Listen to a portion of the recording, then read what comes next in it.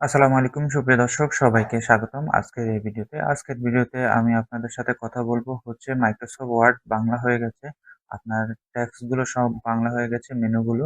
তো এই মেনুগুলো কিভাবে ঠিক করবেন তা আজকে আপনাদেরকে দেখাবো।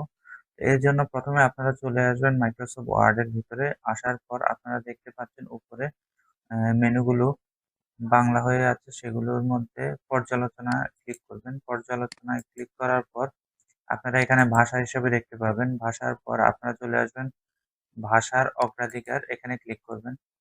এখানে ক্লিক করার পর আপনারা দেখতে পাচ্ছেন অফিস প্রদর্শনের ভাষা।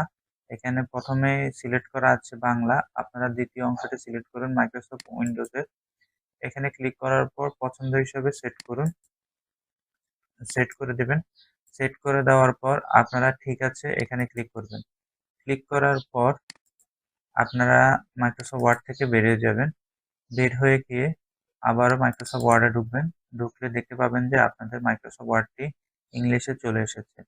তো বাংলার কারণে অনেকে ব্যবহার করতে অসুবিধা হয়। এই ভিডিওটির মাধ্যমে আপনাদের যদি কোনো উপকার আসে তাহলে অবশ্যই লাইক, কমেন্ট অ্যান্ড ফলো করে যাবেন। ধন্যবাদ।